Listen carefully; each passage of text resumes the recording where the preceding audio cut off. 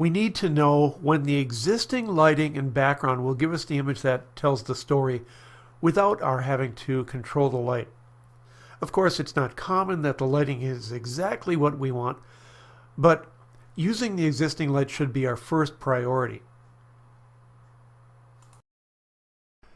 So I shot it without any added light, but this isn't quite right either.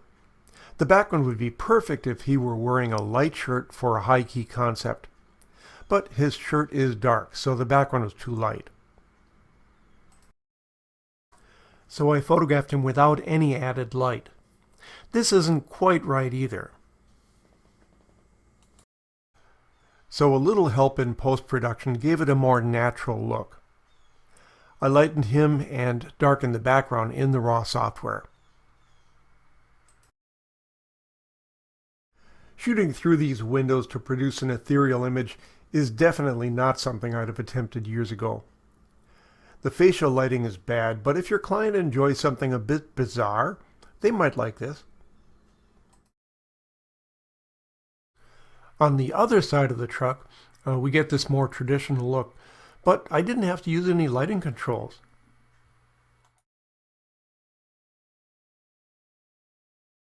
Sunset offer two easy options. We can shoot into it for the flare, or put the sun behind her and expose for the sky. This is an almost silhouette, but with detail in both the guy and the background.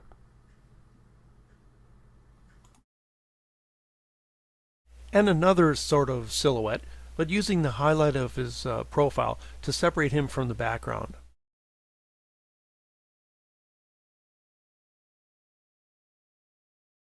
Another one, contrasting her against the white cloud. With action shots, light control isn't always possible, so letting go and shooting can be just fine.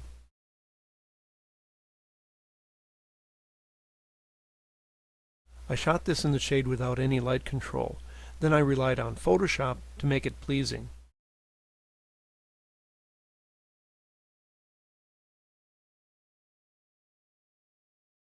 I photographed into the sky and exposed for her for this look that I would never have done a few years ago. No light control here either, and a 50mm lens wide open at f1.4. I also included the bright sky. Now I know this look may be temporarily popular, so that's why I'll only do a few of these. Shooting through a tree makes light control awkward, but the branches can result in some very nice natural looks.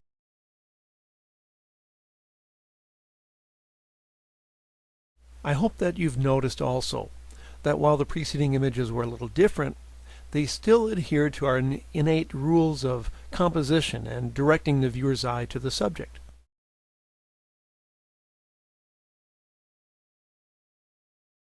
Now let's talk about flare.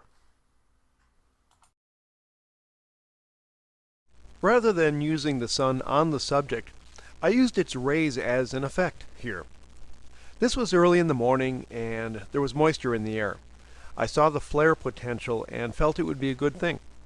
So I made sure that the guy and his motorcycle were in the shade so that the sun's rays in the air would show up.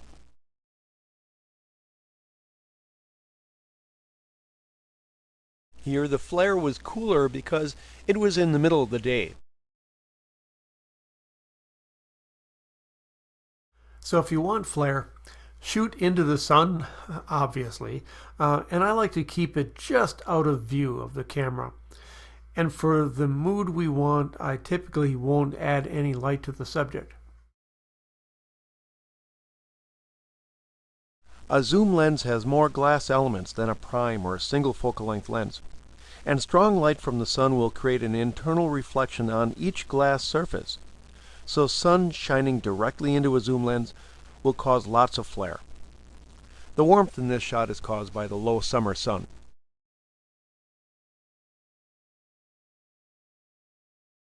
Whenever I'm shooting an image with flare, it's usually an experiment, so I shoot one with flare and one without, just to be safe. I like this version more than this one. So you just got to try it both ways. But if you've ever tried flare, you know that it's tricky and not always a good look. Blocking the sun made a more contrasty and colorful image. I think this one's better because the other one looked like a mistake. Shooting for flare can get you into some deep trouble. The mom of this senior always likes unusual images for her wall portraits, but I couldn't let her choose it like this. So I enhanced it, but man, this took a lot of work. Here's one where the effect was muted. But we need to be clear on what we're trying to say. We either need more flare or less.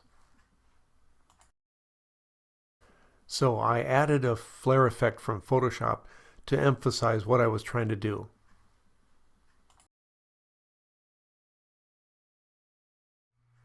Another safe way to add flare is to add it with radial zoom blur in Photoshop. This is okay, but that stained glass window back there is just begging for some action.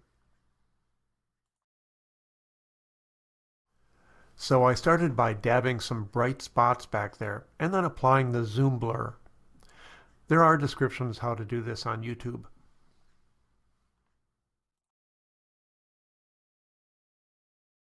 Sunlight isn't nearly as bad in the winter when there's snow on the ground to act as a natural reflector. I'll show some examples done without any devices to control the light. Facing the sun isn't always a great thing to do, but it's acceptable when the sun is low in the sky and the snow helps to fill in the shadows.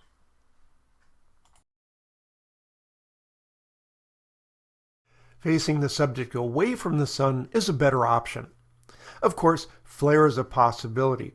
And here I deliberately incorporated it by putting the sun just out of the picture, but still shining onto my lens. And to be safe, I blocked the sun flare just in case I didn't like it.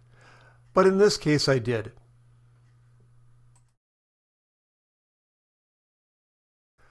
Keeping her back to the sun, I also had to make sure that there was a bright area of snow to reflect back to her face. Because the snow is low, the light direction will also be low as it is here, but it's fine.